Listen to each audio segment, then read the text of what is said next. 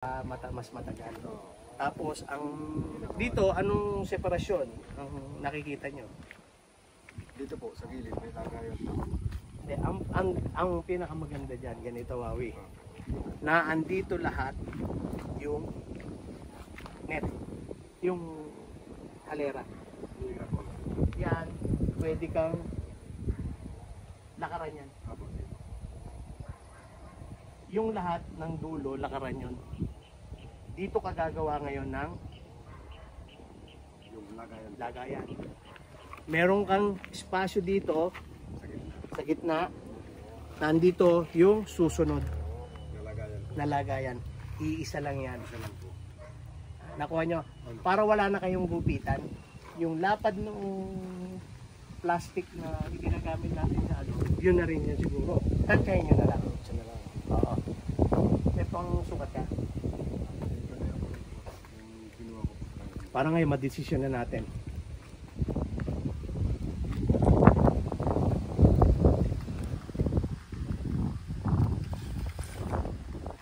Wow. Ikaw dito dyan. Hi, this is Farming with Tyron and Karen.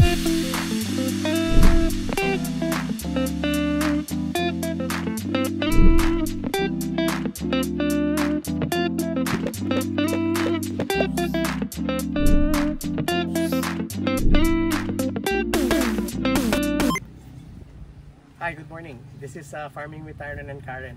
So marami kami magkakasama ngayon. Si Wawi, si Benhao, si Wawi yung sa kalamansi, sa construction, si Benhao yung sa kamote at sa sili, si Karen, ako, si Janjan. Si Janjan naman, siya ngayon yung parte ng ginagawa ni Wawi sa construction siya. Kasama niya si Joven, anak ni Benhao, tsaka si Nonoy, attorney Nonoy, tsaka si mystery contractor. Ayan, si mystery contractor. Okay, so kaninang umaga ang nangyari, nag-inspection tayo sa kalamansi, nag-inspection tayo sa sili, parehong may problema. No? So ngayon, ang solusyon kasi talagang sabi nga ni Benhao, kailangan meron yung shade net. And nag-iba na yung shade net natin, so gagawa tayo. Pero habang gumagawa tayo, madadaanan natin yung nursery. Pakita mo yung nursery. Makikita nyo medyo dilapidated, medyo sira. Gumagawa tayo doon. Ngayon, ang gagawin natin siyempre sa farm, talagang hindi mawawalan yan ng problema. Kasama yan, kasangga yan. Pero hindi dapat tayo nanghihinayan ng loob, hindi tayo natataranta, hindi lang puro tayo galit. Kailangan mag-isip tayo ng mag-isip para makagawa tayo ng solusyon at maging madire-diretso yung plano natin. Paano natin nakuha yun? Kinausap ko si Benhao, si Wawi. Ngayon, kasama namin si Janjan. Pakikita namin sa inyo kung ano yung mga solusyon na gagawin namin. Titingnan natin to, basta ang importante, tulad nga na sinabi ko kay Benhao, kamote dapat palagi tayo na. Meron tayong 150 to 200 tons. Na kilos. Every day, araw-araw. Pinaplano na namin yun ni Benhao. Kasama namin si Phil dati sa pagpaplano, no?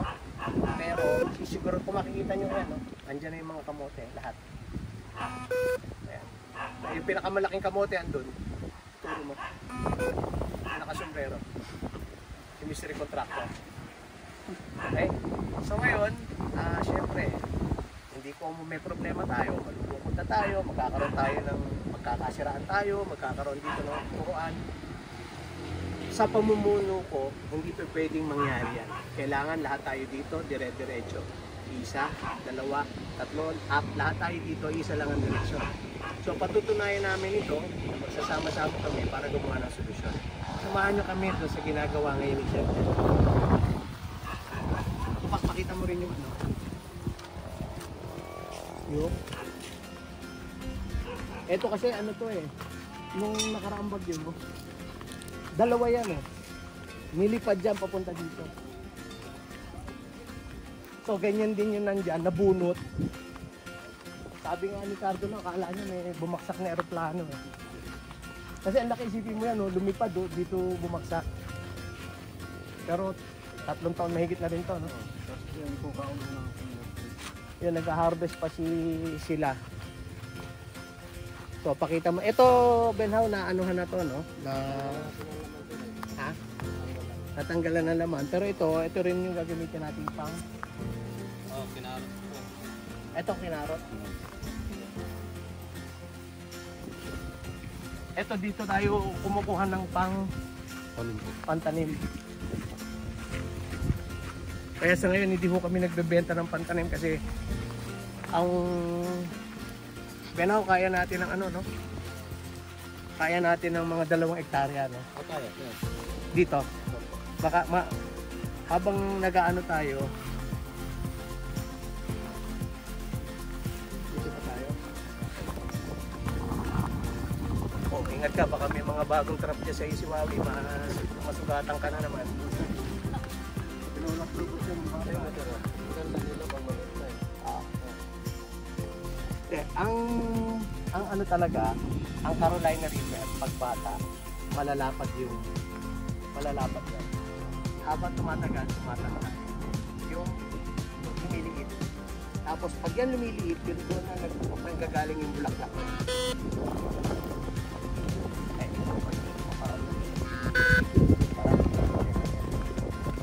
Noy, maayos yung nakikita ko dito pero lang sa gilid, no? Yung greenhouse natin. Paano siya? Okay siya. Pero nasa gilid, kailangan pag-spray ng baking soda. Kasi mahirap mo mag-maintain yan. Yung dito ka para makita yun.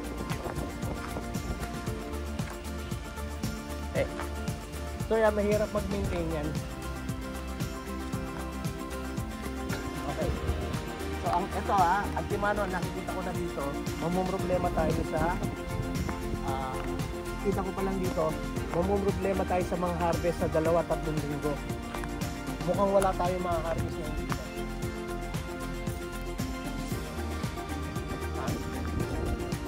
Kaya nga, ibig sabihin, aabot sa punto na hindi tayo makakapag-supply ng mga 3 linggo.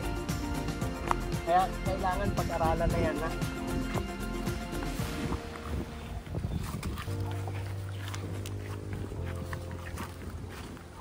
Yan. Kulang na tayo sa mga harvest dyan. Ilan ang may tanim dyan nun? Oo. Halos kalahati walang tanim.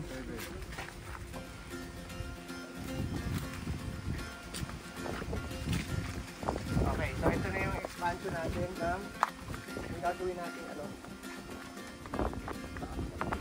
gagawin nating nursery.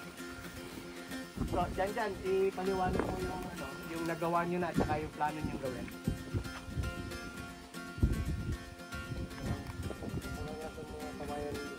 Oo. Ilang kawayan ang kulang?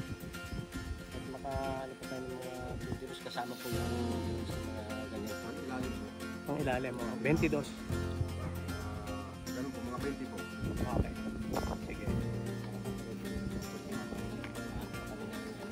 Mabilis naman tayo makakabili. Wow, Diyo ko. Mabilis naman po boss. Tapos yung mga maliliit pong kamay, dito na lang po tayo kuha yung mga kagaya po ng pagtubig po. Okay. Ang kagandahan lang dito, pag nalagay natin dito, ito, matatago to sa hangin. Tapos yan, yung madulo na yan, ang kailangan gawin ninyo, ito, ibuhol nyo na maayos yung UV. Dahil yung pagalpal niyan, yan ang sisira dyan. Kahit gano'ng katiba yan, pag araw-araw yan hinahanginan ng ganyan. Tulad doon, meron ng lumo, masisira yan. Dyan ang pagsisimula ng sira. Ang tanong, paano nyo ngayon iipit yung UV na hindi makatulad nito?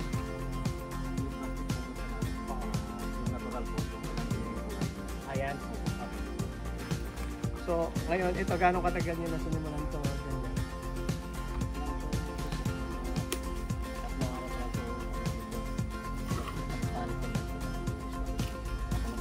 Pagbawa namin,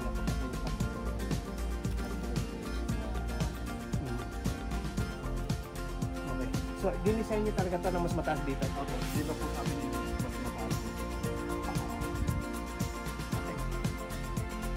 So, bukod dito, wala na tayo. Puro tubig na yan. Ano? Tapos po sana kami malapit po sa Hindi, okay na yun. Wala tayo. Okay. So, dito, ito na yung dito sa contacto natin eh. Kagayan. Okay. So, isang linggo, pagkatapos natin gawin ito, parating na yung plastic bed. So, para malaman natin kung kakayanin mo talaga ng ganito. So, sa Lunes, yung gagawin. Yung kawayan, nakita mo ito. Yan, lalagyan na yan. Pamakuan. Tapos, saan pa? Ito yun, ganito yung gagawin, yung pamakuan, di ba? Yung dalawang pong kawayan, saan yun? Para bago yung plastic. Oo. Ang ilalim, tapos papatungan yun, di ba? Okay. Ang ipit. Yung matitira po din, yung gagamitin na po saka yung mga patungan po sa may susok naman. So, kung dadating yung kawayan sa Lunes, malalagyan nyo na yan. Buong araw ba yan ang Lunes? Ito po man, pa kami sa patungan sa Taal. So, yan, aabutan ng dalawang araw. Dalawang araw, nakalagay na tayo doon. Miyerkules, magbibigyan na tayo ng kawayan. Tama? Linis, iyak. Yung gagamitin natin dito, gano'ng katagal, BBM. Pagkiyak po sa inyo nito, isang araw. Mga sa linis na po yung mga dalawang araw sa linis. Lahat na. So, Miyerkules, Huwebes, Biyernes, Sinigit tayo sa Sabado. 4 na araw. Nakakabit na. 4 na araw. Hindi. Pagdating doon, magpapayusuod ka na. O, dito yung mas magalit po. So, ibig sabihin, oo, kasama ang Sabado. Tapos, doon kayo magpapahid para pagdating ng Lunes tuloy na. Kapit na lang po kami. Kabit na. So, ilang araw na tayo. Wawi ko magbilang Noy, ha? Tignan nyo. Lunes, Martes hanggang Linggo. Magkakapit. Tapos, yung papapamahuan. Magbibiyak. Yan. Ano muna tayo, yung babalikan natin yung gagawin natin sa Lunes. So, Lunes, kakapit dyan. Dadating yung mga kawalan. Lunes, Martes. Ano yung susunod na gagawin natin ng Martes? Lunes, Martes. Yung pinakano na po sa taas. Mabuo yung taas.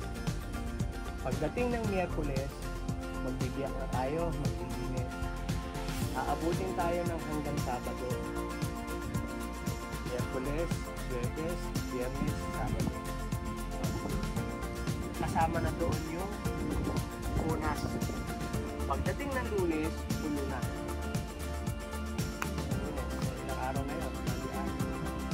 Pang 7 araw, magsisimula na tayo.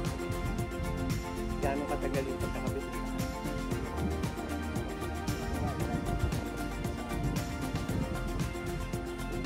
Lunes, bigyan natin hanggang Martes. Nakakabit na tayo na lahat, wala na tayo. Habang nakakabit, siguro lalakabit na kayo kung saan papantayin itong lupa. Kung saan kayo kukuha ng pangukay, tulad yun, may mga semento doon. Ano ang magiging pantayin dito? Okay, so yan, alam na natin yan. Pagka lagay nyo doon, anong susunod yung gagawin? Ano ba yung plastic na po? Plastic. Nandun na, dadating na yung plastic tong parating na linggo, nakaredy na tayo. Wawi, ganong katagal ang paglagay ng plastic dito? Isang araw? Isang araw lang po. Dapat may katulong sila pag hawak bulungan.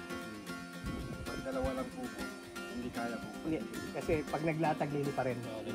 Dapat po kami lang kanto may nag-ahawak. So yan, aram na natin kung sino mag-a-assist dyan. Pwedeng si Nonoy, pwedeng si Baboy. Mamili tayo kung sino yung mas kukunting grupong gagawin. So Martes na ulit yun. Martes, Miyerkules, sabihin na tama ba? Lunes, Martes, yung pagkabit. Martes, Miyerkules, yung pagkabit ng plastic. Tapos tayo sa plastic. Katapos ng plastic.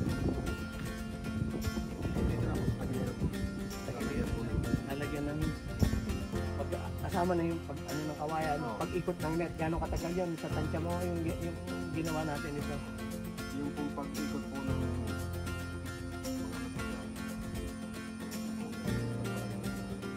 tatlong araw pa po kakabit po ng ganyan. Tapos pag-iipit po ng 3 araw.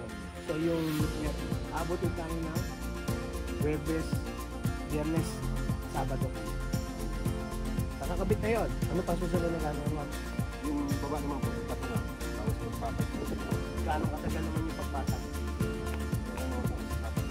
Kalating araw. Isang araw. Pati Lunes na yun, ano? Lunes. Patag. Tama ba? Lunes, ibig sabihin 6. Pang 13 araw na yun. Ano pang susunod na gagawin? Patungan na ng bunda. Yun, mga kawayan din. Ay, sabi niyo po gusto yung Ang nakikita ko dyan yung gagawin natin yung kulay green na plastic para mas matagal. Tapos, ang dito, anong separasyon? Nakikita nyo. dito po. Ang pinakamaganda dyan, ganito, na andito lahat yung net, yung alera. Yan, pwede kang nakaranyo. Yung lahat ng dulo nakaranyo. Dito ka gagawa ngayon ng lagayan. Meron kang espasyo dito sa gitna. Nandito yung susunod na lagayan. Iisa lang yan. Nakuha nyo. Para wala na kayong gupitan. Yung lapad ng plastic na ginagamit na, yun na rin yung tantay nyo na lang. Oo. Itong sulat yan. Para ngayon madesisyon na natin.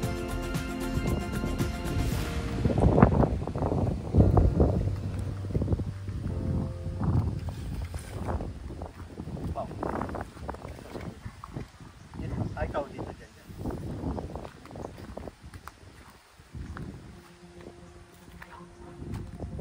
Siguro dito mga ang lakaran gano'ng kalaki yun ito? Pwede pa po sa atras ng COVID. Yung 5 feet po dito. Kaya ganito ang design niya. Dito hanggang dito pwede ka maglagay. Dito hanggang dito makakapaglagay ka. Makakatipid tayo ng mga kahoy dyan kasi kung gagawin natin isa, mahirapan ka. Kailangan dito yung maayos na yung tingin ko, ito yung natutunan natin sa ilang taon nating pag-ano pag-greenhouse. Okay. So yan, sa ngayon kayo? Sa ngayon? Okay. So yan, ang diretso, meron kang daanan dito maliit, doon ka lang sisingit ng konti. Wala nang putol. Pag-diretsuhan po. Diretsuhan na, no? Okay. Diretsuhan po yung Wala nang dadaanan doon. Basta kailangan yung spasyo natin dito, may dadaanan dyan. So, 5 feet ba yun? 5 feet po po. Okay. So, abot. Hanggang doon. Abot. Ganun din. Dito na lang, ilagay nyo ngayon dito. Titingnan natin kung may hirapan dito kung makakalaman.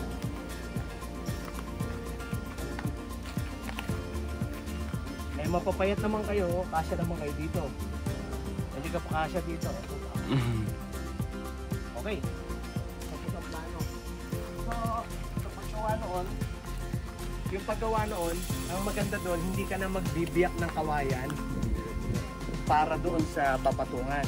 Kaya ang mangyayari ngayon, mabilis ang trabaho. Ang gagawin lang natin, poste na malalagyan. Eh, ang tanong, Wawi, ilang poste ang tingin mong magandang ilagay dito? Isa syempre dito. Saan ang susunod? Markahan nyo na. Dito po. Kung kayo Yung pamarkay. po yung kanya. Nakatapat po ng poste. 5 po po. 5? Yung papaganit po. 5? Kawayan na lang yun na puputulin. No? O, di ba yung kahoy na yung ulan? Okay. So yun. 5, bali 10, 20. Gano'ng katagal na? Maghahanap.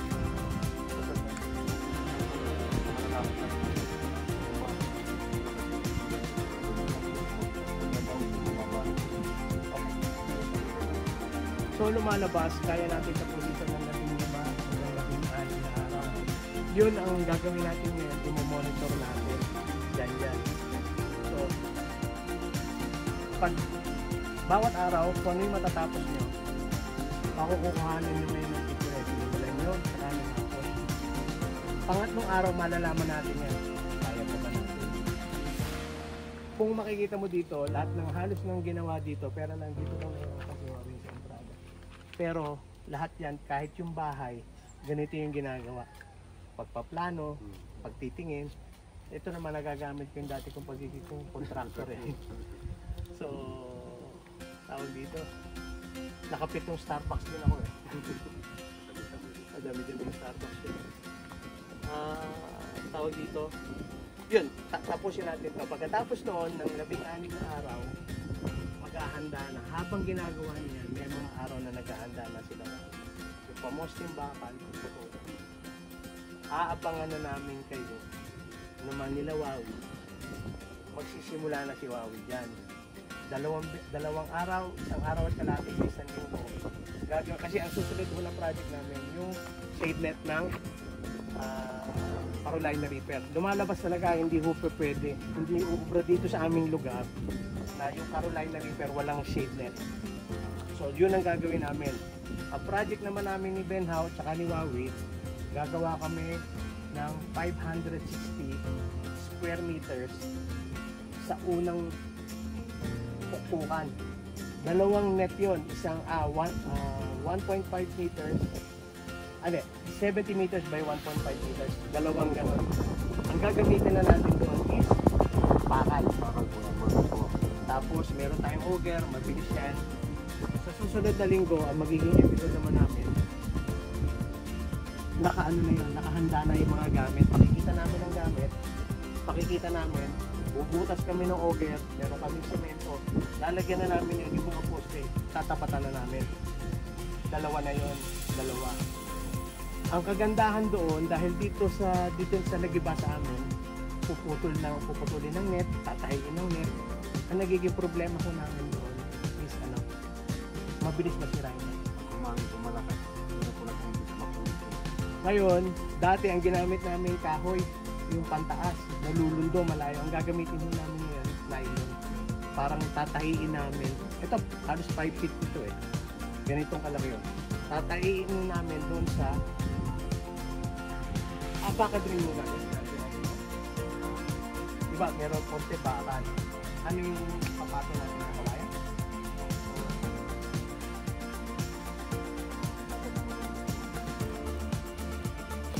Hindi naman po yun ang pagkakapitan po ng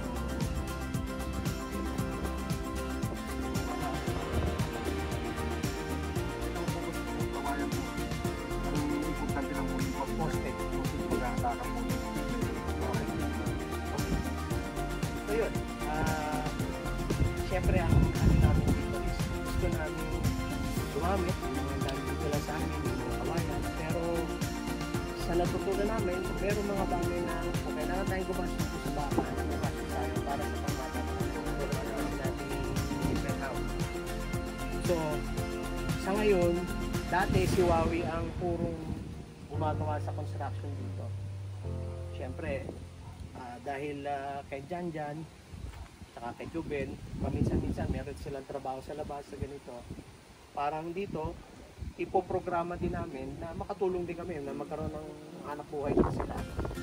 Ipinoprograma na namin yung mga construction na dapat gawin. Maulit ko lang po, itong mga pinag-iisipan namin na to, taon na rin namin pinag-uusapan niya ni Wawi. Pag Biyernes ng gabi, pinag-uusapan namin yan. Ngayon, marami ng plano, pero ngayon tulad namin nakita namin yung Carolina Reaper, kung hindi natin gagawa ng paraan yan, ng solusyon yan, mawawala tayo sa bilang isang major supplier ng Carolina Reaper. So ikaw, Ben, sa tingin mo, sa pinag-usapan natin, ang goal natin, January, February, March, marami tayong Carolina Reaper. Okay. Kaya naman natin kailangan paramihin yung ganun yun. Dahil yun ho ang pinakamataas na presyo ng Carolina Reaper. Kasi pag umabot ka ng sobra doon, kasabay mo na yung mga bulk supplier. So yun lang ang atin. Doon tayo. No? Kaya lang, ang bandang huli, ang goal ho namin is buong taon meron kami Carolina Reaper at saka habanero. Tulad po ng kanina, nagsimula kami umaga sa pag-inspection. May problema sa farm. Nakita ko yung sili, nakita ko yung kalamansi. Gawa na kaagad tayo ng plano. Tapos, pag-isipan natin maigi para hindi tayo gumastos sa malaki, para hindi tayo malugi.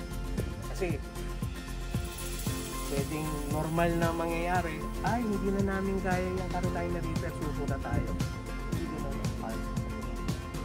Ang tingin ko, yung mga long term na pupuntahan natin, Benhaw, Bawi, Kamote, Pinya. Yan ay habang hinahanap namin yung formula sa kalamansi para mapagdami namin talaga yung kalamansi.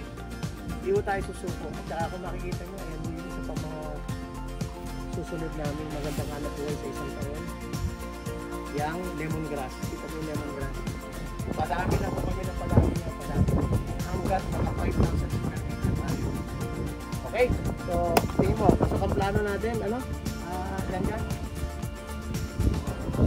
Ayos. So ang gagawin ko yun mamaya, ang assignment ko naman, ililista ko lahat yung pinag-usapan natin. Ililista ko itong per araw na ito. Katulad ng ginagawa ko kay Wawi, nagsimula sa akin si Wawi ng ginagawa namin ng bahay. Tama ba, Wawi? Kung ganyan ang direksyon natin, Wawi, naalam ko. Spray naman. Bigyan namin kayo ng hanggat wala pa kayong mga napapakyaw ng mga bahay o ano dyan, meron tayo ditong nagagawa. No? Parang lumalabas.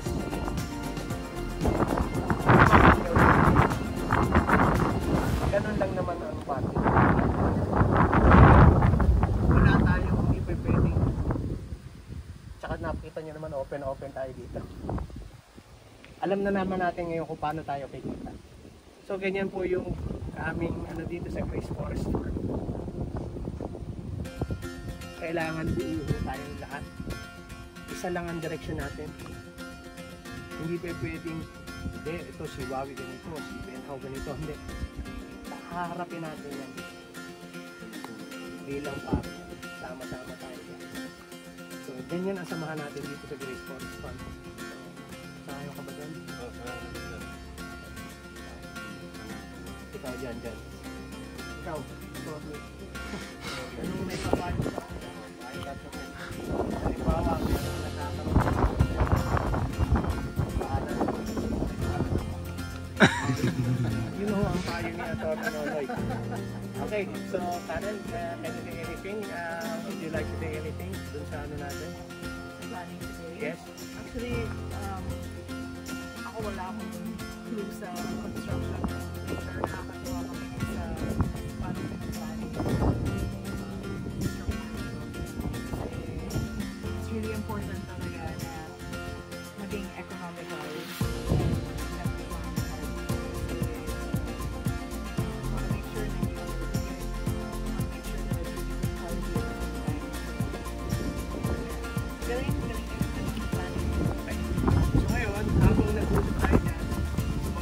Episode natin, titingnan mo natin kung paano natin i-solutional yung pag-contain ng production natin sa lettuce at paano natin mag-ano. Ganun lang dito, ganun lang po kami sa, dito sa Grace Forest Farm. So maraming salamat, sana po ay nag-enjoy kayo dito sa episode namin. Maraming salamat kayo. Wow, maraming salamat. Maraming salamat po ni Pak. So ayan na ho. Binabatigos na kami ng ulan. So, always, I'm blessing you. Always remember, farmers are heroes. We love you all. Tutuan natin. Okay. Okay, maraming salamat. Okay, maraming salamat. Ayos.